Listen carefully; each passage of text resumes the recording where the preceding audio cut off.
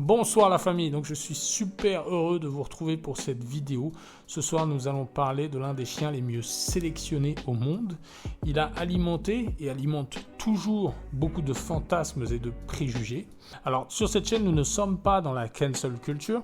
Je pense que pour bien connaître son chien, il faut connaître son histoire, même si, non je dirais surtout si cette histoire implique des combats de chiens. Donc dans cette vidéo je vais beaucoup parler de combats de chiens. Je ne vais pas répéter toutes les 5 minutes que je condamne fermement cette activité, ça va de soi. Je vais aussi des fois utiliser le mot sport parce que c'était comme ça que c'était perçu à l'époque. Donc la vraie histoire du pitbull, c'est parti.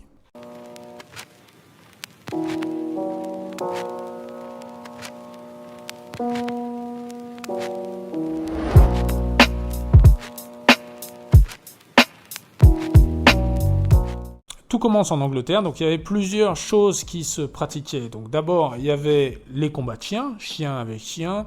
Il y avait les combats avec les rats, donc un chien devait tuer le maximum de rats dans un temps limité. Il y avait les combats avec les taureaux. Un taureau était attaché à un piquet et se battait contre 1 ou 2 chiens, voire 3. Et puis il y avait des combats aussi contre les ours, pareil, c'était le même principe. Pour ces différentes activités, donc, les gens utilisaient des English Bulldog. Alors le English Bulldog de l'époque, c'était un peu le American Bulldog d'aujourd'hui, sûrement on est un peu plus petit, mais c'était à peu près ça. Et donc voilà, donc le chien était un peu lourd et au début des années 1800, ils ont eu l'idée donc de le mixer avec des terriers. Pourquoi ? Pour ajouter de l'agilité et puis du drive aussi. Les terriers qui étaient utilisés pour la chasse avaient un très gros drive. Sur le papier, c'était une bonne idée. Donc ils ont utilisé l'English White Terrier et le English Black and Tan Terrier, qui sont des chiens aujourd'hui disparus. Mais si on devait les comparer à une race contemporaine, ce serait un peu des Patterdale Terriers. Patterdale Terrier qui est un chien de fou. Donc vraiment, ouais, à la base, c'est une bonne idée. Donc souvent quand on lit que les Bull Terriers sont arrivés un peu plus tard dans les années 1830. Mais on a des preuves donc qu'il y avait des Bull Terriers auparavant, puisque en 1806, il y avait un chien qui s'appelait Trusty, qui est apparu dans le Sport Magazine, et qui aurait gagné 104 combats contre des chiens, sans aucune défaite. J'en crois pas un mot. Bon, je pense qu'ils avaient un peu exagéré. Ensuite, en 1812, il y a eu Dustman qui a défrayé la chronique, c'était un chien utilisé pour la chasse au blaireau. En 1822, Pierce Egan, qui était un présentateur d'événements sportifs, a parlé de Bull Terrier. Ça n'avait rien à voir avec le Bull Terrier de James Inks, qui est apparu en 1880. Et enfin, en 1825, un chien qui s'appelait Billy aurait tué 100 rats en 5 minutes 30 à Londres. En 1835, une nouvelle loi va interdire les combats avec les taureaux et les ours. On parle souvent de cette date comme une date très importante dans l'apparition des Bull Terriers. Bon, je suis pas d'accord, comme on vient de le voir, il y avait des Bull Terriers avant déjà, il y avait déjà des combats de chiens, il y avait déjà des combats contre les rats, mais c'est vrai quand même que c'est important parce que c'est une preuve du changement de mentalité, c'est une preuve de l'évolution de la perception du bien-être animal dans la société. Donc face à cette pression sociale, donc oui, les pratiquants de ce genre de sport vont se diriger vers les combats de chiens et les combats contre les rats qui sont plus discrets et plus faciles à organiser. Vers 1850, donc il va y avoir vraiment un gros développement des Bull Terriers dans la région de Birmingham. The border between Birmingham and Paradise. Birmingham, c'est la ville des Peaky Blinders. Donc voilà, vous voyez, c'est vraiment la ville ouvrière, pauvre. Et c'est là que ces chiens vont se développer fortement, principalement dans la région de Black Country, au nord-ouest de Birmingham. Donc Black Country, le pays noir, ça s'appelait comme ça, donc c'était dû à la couleur des murs noirs à cause des fumées des usines. Et dans ce Black Country, il va y avoir 2 villes, Cradley Heath et Walsall. Alors, il faut se rappeler qu'à ce moment-là, c'est aussi une période très importante dans la migration aux États-Unis. Beaucoup d'Anglais et d'Irlandais partaient aux États-Unis. Phil Drabble va dire que Cradley Heath était le berceau du Staffordshire Bull Terrier. Donc les amateurs de Staffordshire Bull Terrier se réunissaient au Guns Hotel pour parler du standard de cette race naissante. En revanche, apparemment, c'est plus le Walsall qui va migrer aux États-Unis. On pourrait dire que l'origine du pitbull vient plus des chiens de Walsall. Mais bon, bien évidemment, c'était pas si clair, les chiens de Walsall et de Cradley Heath se sont mélangés aussi. Voilà, donc là, on a vraiment vu la séparation. Donc, le Bull Terrier a continué sa route en Angleterre pour devenir le Staffordshire Bull Terrier et plus tard le Bull Terrier avec James Inks. Et pendant ce temps-là, les migrants sont partis aux États-Unis et ont commencé des lignées de pitbull. Ces chiens, qui n'étaient pas encore des pitbulls, qui étaient des Bull Terriers qui sont arrivés aux États-Unis, donc de 1850 à la fin des années 1800, ont connu un très grand succès. Cependant, l'AKC, qui était l'organisation principale à l'époque, était surtout constituée de bourgeois de Manhattan qui ne voulaient rien avoir à faire avec les combats de chiens. Ils n'ont donc pas du tout accepté le pitbull. Et puis en 1898, dans le Michigan, un certain Chauncey Z. Bennett a décidé de créer l'UKC. Un organisme qui avait pour vocation d'accepter plus de races, principalement d'ailleurs des races de travail. Donc il va rencontrer un très vif succès auprès des chasseurs et des éleveurs, donc qui utilisaient des chiens de troupeau. Et le premier chien que Chauncey va enregistrer dans son fraîchement créé UKC, ça va être son propre chien, un APBT, un American Pitbull Terrier, qui s'appelait Bennett's Ring. Donc voilà, le premier chien de l'UKC en 1898 était un American Pitbull Terrier. Sans déconner. L'American Pitbull Terrier avait enfin un organisme qui l'acceptait. Sa situation était un peu officialisée, donc il a joui d'une meilleure image à ce moment-là. On a vu beaucoup de publicités qui utilisaient des pitbulls, notamment des publicités par rapport à l'armée. C'était aussi l'époque où on parlait du chien nounou. Voilà. Bon, c'est pas forcément quelque chose avec lequel je suis d'accord. Souvent, certaines personnes encore aujourd'hui utilisent cette histoire pour justement justifier qu'on puisse laisser des pitbulls avec les enfants. Donc non, le pitbull est une race comme toutes les autres à traiter avec vigilance, surtout avec les enfants. Une grande sociabilisation est importante. C'est un chien comme les autres qui peut être un très bon chien de famille, mais attention quand même, toute interaction avec des enfants doit être faite sous surveillance. Voilà. À la fin des années 1800, on va voir de grandes lignées encore connues aujourd'hui apparaître. Parmi ces lignées, il y a la lignée créée par John P. Colby, donc la lignée Colby qui va devenir célèbre, qui est encore célèbre aujourd'hui. On voit ici une photo avec les enfants de John P. Colby, John Jr., Joseph, Marjorie et Helen, avec le chien Colby's Mac en 1920. Parmi les autres éleveurs qui ont compté à cette période, il y aura Frank G. Henry, Howard Heinzel, Joe Corvino. Joe Corvino qui va plus tard beaucoup travailler sur le développement de l'American Staffordshire Terrier. On va en parler un peu après. Et puis dans les lignées, il va y avoir la fameuse Old Family Red Nose. Alors, petite précision. Donc pour ces lignées, on entend parler d'Irlande. Mais attention, les Red Bloodline venaient de toute l'Europe. Il y en avait en Sicile, en Espagne, voilà. L'Irlande s'est fait connaître justement par la Old Family Red Nose qui étaient des chiens avec un niveau de gameness très élevé. Alors, qu'est-ce que c'est le gameness ? Gameness, on va en parler beaucoup. Donc le gameness, c'est le fait qu'un chien n'abandonne pas au combat, c'est-à-dire qu'il va aller jusqu'au bout. Si je devais m'aventurer à une comparaison avec l'humain, je dirais que Jérôme Le Banner, qui a combattu avec un bras cassé, ou Nate Diaz par exemple, ont du gameness. Je dirais même qu'ils sont très très game. Je citerai plus tard un éleveur qui disait que justement le gameness était la qualité la plus dure à obtenir chez un chien. De la rapidité, de la puissance de morsure, de l'endurance, c'était beaucoup plus facile à obtenir, mais le gameness, ça c'est vraiment la qualité la plus difficile à obtenir. Et le gameness, c'est l'essence de l'American Pitbull Terrier. C'est ça qui en a fait une race hors du commun. Donc les Irlandais avaient élevé ces chiens, la Old Family Red Nose, avec de très fortes consanguinités parce que la couleur rouge est récessive à toutes les couleurs sauf au blanc. Après la famine des pommes de terre en Irlande, beaucoup d'Irlandais vont émigrer aux États-Unis et vont amener ces chiens avec eux.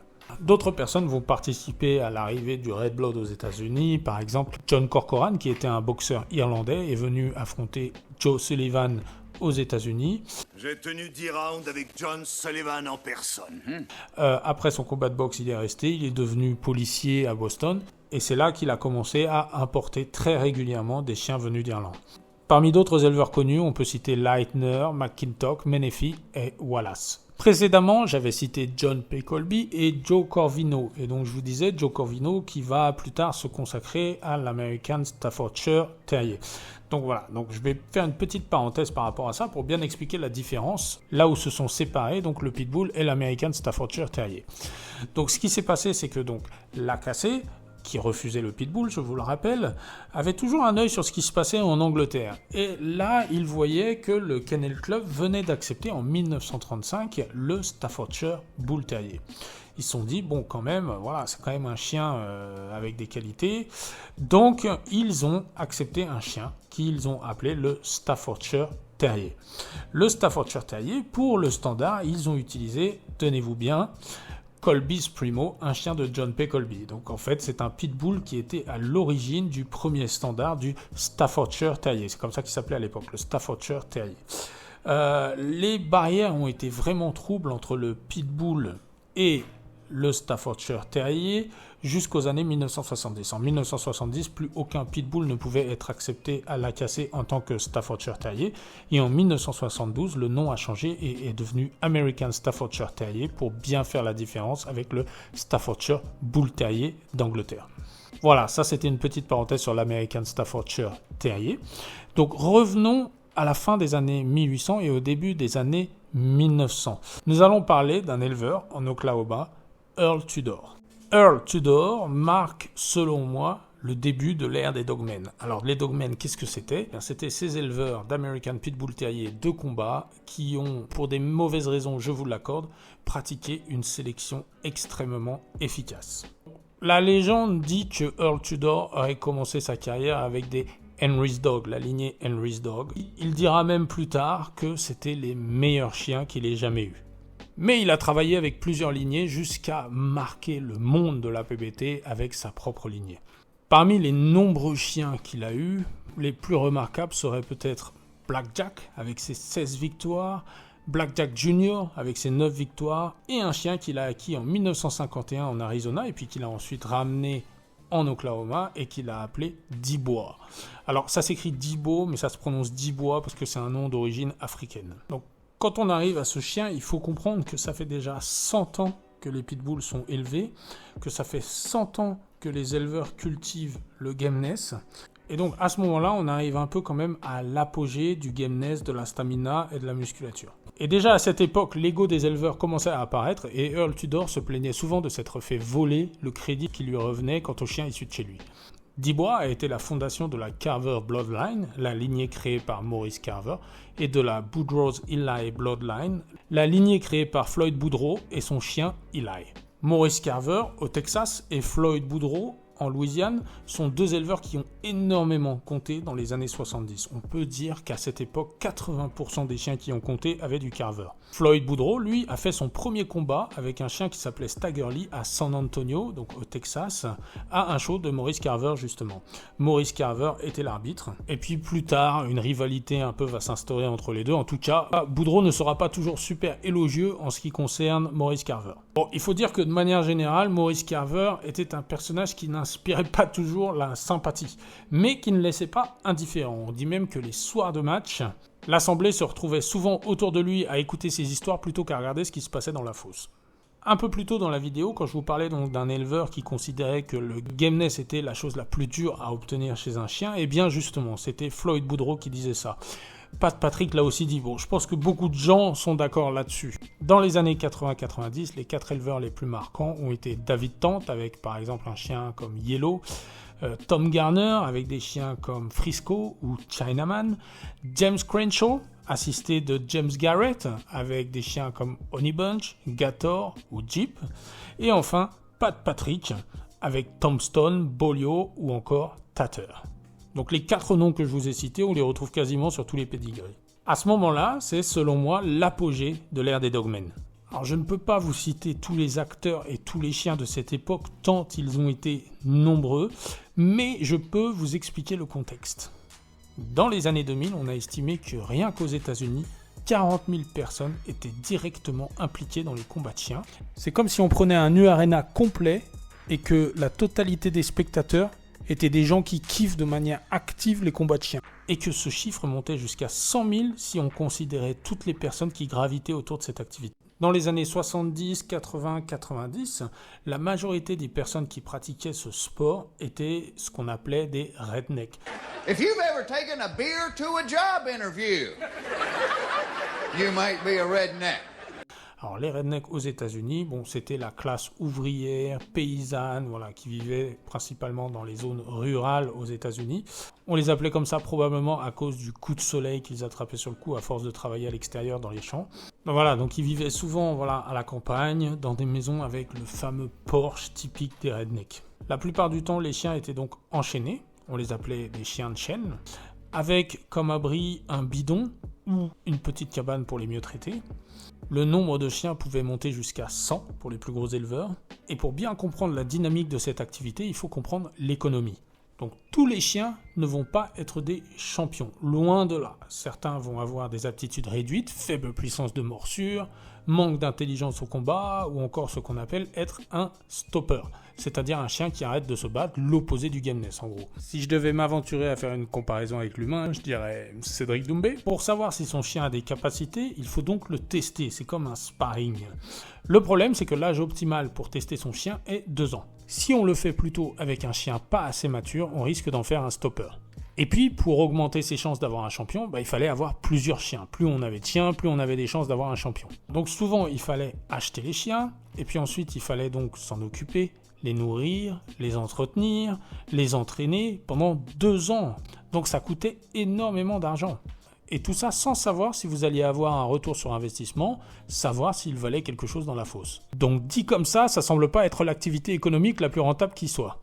C'est pourquoi une grande partie des protagonistes de ce milieu étaient dans les trafics, principalement de stupéfiants. Mais alors d'où venait cette motivation ? Pourquoi cette activité a eu autant de succès ? Eh bien, qu'on le veuille ou non, les combats de chiens impliquent une très grande technicité, du talent et de la constance. Bien sûr, aux dépens du bien-être des chiens, nous sommes d'accord là-dessus.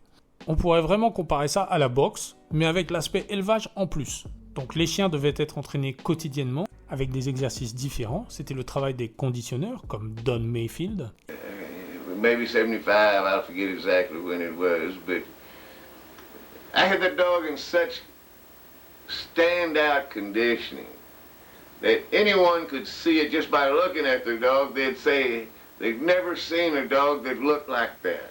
Il y avait aussi dans le conditionnement des traitements chimiques, avec des stéroïdes, de la testostérone, qui, si mal appliqués, pouvaient rendre les chiens stériles, ce qui ultérieurement serait un problème pour l'élevage. La diététique et l'hydratation étaient aussi importants.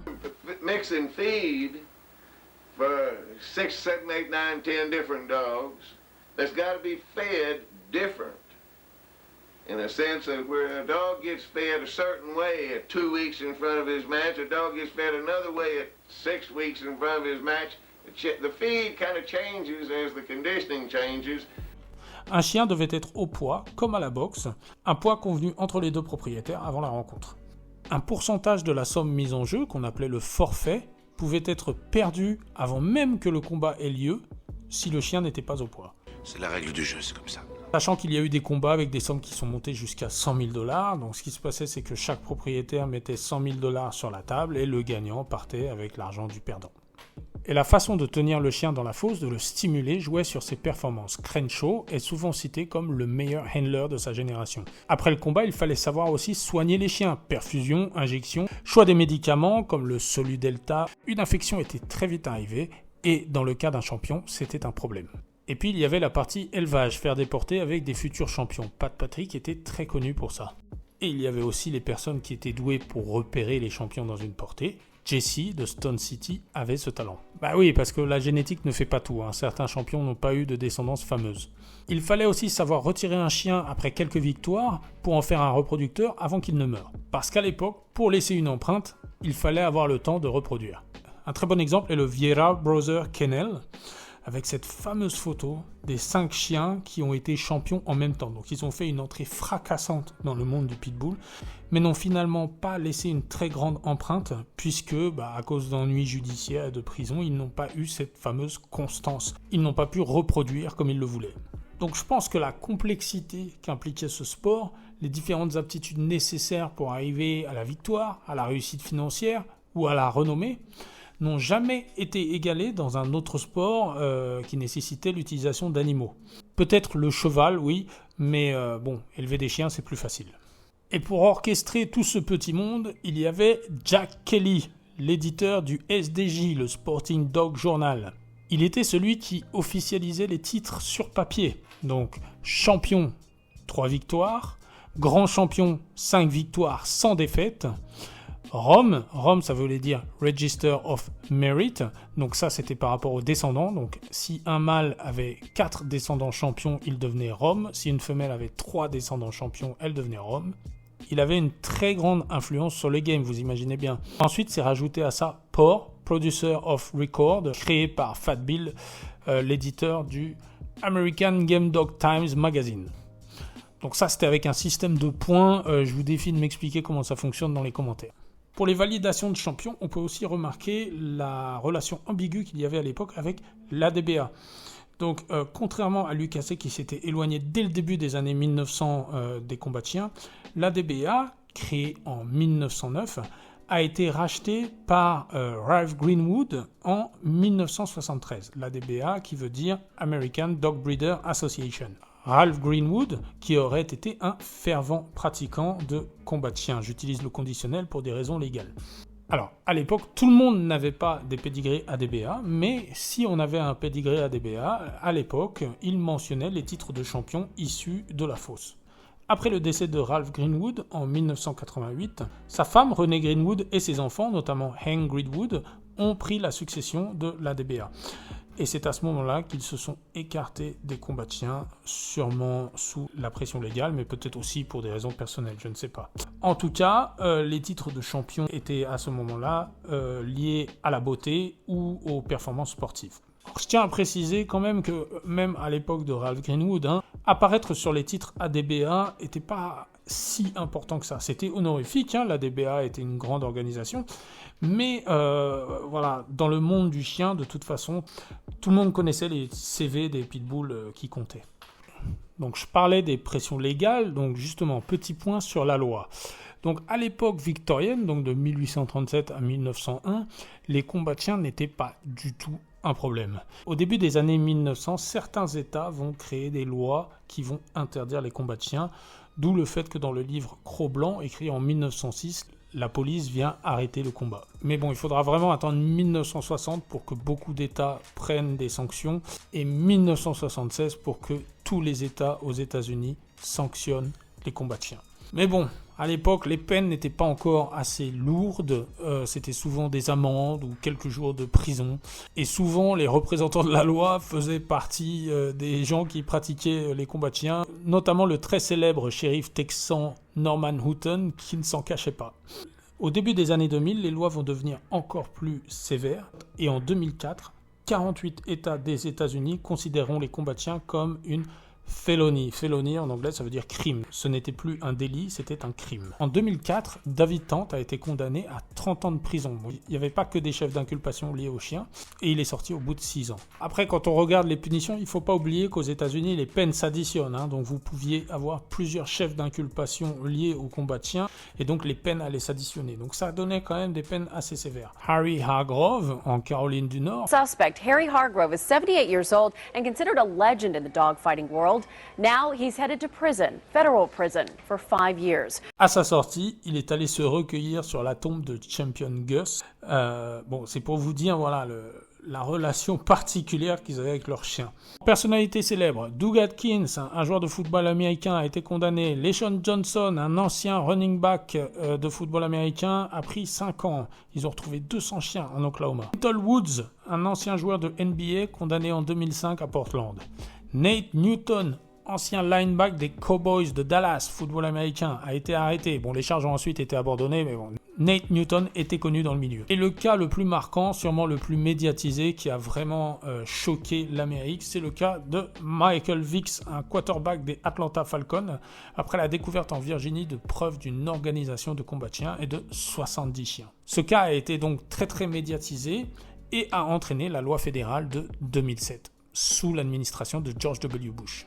Il a été condamné à 23 mois de prison dans un pénitencier fédéral, il en a finalement fait 18, mais cette affaire va ensuite changer complètement les mentalités et créer donc cette nouvelle loi. Chaque chef d'inculpation lié au combat de chiens pourra entraîner 3 ans de prison et 250 000 $ d'amende. Donc comme je vous le disais, les chefs d'inculpation peuvent s'additionner. On a pu voir récemment un homme en Géorgie condamné à 475 ans de prison, donc justement pour l'organisation de combats de chiens. On avait retrouvé 100 chiens chez lui. Donc voilà, donc c'est pour vous dire, voilà, avec l'addition des peines, c'est de la folie. Je ne comprends même pas qu'il y ait encore des gens motivés pour faire ça.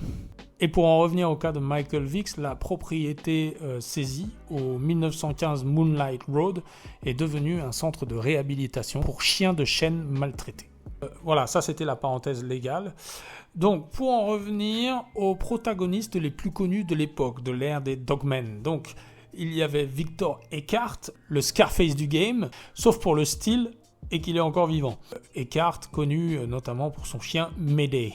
Il y avait Mountain Man et son chien Homer, Bert Sorrell, Albert White et son chien Tab, et beaucoup d'autres. Alors à chaque fois je vous dis un chien pour ces éleveurs, mais ils ont eu beaucoup de chiens qui ont compté. Il y a eu énormément d'éleveurs, comme je vous ai dit tout à l'heure. Beaucoup de gens étaient impliqués dans les combats de chiens, c'était de la folie. Donc on pourrait en parler pendant des heures, ce serait une vidéo de 15 heures de détailler tous les éleveurs et tous les chiens qui ont compté à cette époque. Parmi les chiens les plus connus, donc il y a eu Bullison, un chien de chez Carver. Alors concernant Bullison, Red Walling, l'ancien propriétaire de Bullison avant Maurice Carver, avait publié dans un journal avec Bobby Hall une annonce pour défier le monde entier de venir combattre avec son chien.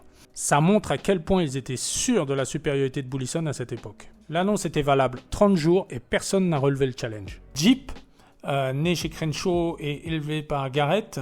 Petite précision pour Jeep, Honey Bunch n'était pas aussi célèbre que maintenant et donc Crenshaw s'est retrouvé avec un chiot sur les bras. Garrett l'a acheté quand il avait environ 7 mois. Crenshaw l'a entraîné, l'a tenu pendant tous ses matchs, mais le propriétaire de Jeep était bien Garrett. Rascal, un chien de Crenshaw. Gator, un chien de Crenshaw, né chez Albert White.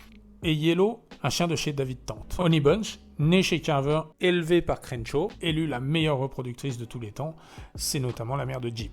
Chinaman de chez Tom Garner et Frisco de chez Tom Garner. Et beaucoup d'autres. Si certains chiens vous ont marqué dans l'histoire du pitbull, écrivez-moi dans les commentaires. Si vous aussi vous avez des pitbulls, dites-moi leurs ancêtres les plus prestigieux, ça m'intéresse. Et allez regarder aussi les pédigrés des chiens, c'est fascinant. Moi je pourrais passer des heures à me balader pour aller voir les descendants, les ancêtres, c'est fascinant les pédigrés. Même si, avec les pédigrés, il faut se méfier, parce qu'à l'image du monde que c'était, donc principalement des criminels, il faut se méfier des informations. C'était pas toujours les bonnes informations. Certaines personnes croyaient avoir obtenu certains chiots. En fin de compte, c'était pas les chiots issus des parents qu'ils pensaient. Certains reproducteurs étaient morts depuis 2 ans. Il y a eu beaucoup d'histoires. Beaucoup de chiens ont été volés, notamment. David Tant a, je pense, été l'éleveur le plus volé dans l'histoire des pitbulls. Et puis, il y a aussi le nom aussi qui apparaît en haut des pédigrés. Bon, normalement, dans la logique, on devrait mettre le nom de l'éleveur, de celui qui a fait naître le chien, mais après, à partir du moment où une personne achetait ce chien, elle pouvait mettre son nom aussi en haut. On avait un éleveur qui élevait le chien, après une autre personne achetait le chien et en faisait un champion, donc mettait son nom en haut du pédigré, ce qui peut être assez concevable. Mais après, on avait une autre personne qui récupérait ce chien après, seulement pour le faire reproduire, et qui mettait aussi son nom. Voilà, tout le monde n'était pas correct par rapport à ça, donc on a certains noms aussi qui apparaissent sur les pédigrés qui ne reflètent pas l'exacte réalité. En résumé, ce sont des informations intéressantes, mais les informations les plus fiables viennent toujours des gens qui y étaient. Et puis de manière plus générale aussi, il y a eu beaucoup de fausses informations concernant cette époque, concernant les pitbulls, notamment sur les combats de chiens à Miami, par exemple. Donc à Miami, les pitbulls ont été interdits de 1989 à 2023, ça c'est une réalité. Mais on peut lire que donc à Miami, les combats de chiens se faisaient avec des dogs argentins. Bon, ça c'est faux, c'est complètement faux. À cette époque, il y avait un certain Kyle de chez Hurricane Kennel, au passage le propriétaire de Stormy Norman, un chien de chez Garner, et donc qui avait le seul centre d'entraînement climatisé de la région, ce qui attirait toute une faune d'amateurs de combat de pit et pas de dogo. Bon, c'est un détail, mais je trouve ça intéressant.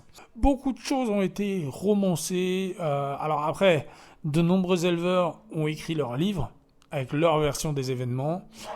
Les égos parlent et les comptes se règlent. Il y avait beaucoup de tensions entre les personnes. Par exemple, Crenshaw et Garner ne s'aimaient pas. C'était un secret pour personne. Il y avait des tensions régionales aussi, entre le Texas, la Californie, la Floride, la Louisiane, les États du Nord. Voilà, donc chacun s'arrangeait. Comme je vous dis, Jack Kelly, par exemple, lui, avait une position déterminante. Il avait énormément d'influence. Donc s'il n'aimait pas quelqu'un, il pouvait le freiner dans son ascension. Et il pouvait accélérer l'ascension d'une autre personne. C'était bien connu, par exemple, que Jack Kelly était très ami avec Crenshaw. Donc si on avait un problème avec Crenshaw, on pouvait avoir un problème avec Jack Kelly.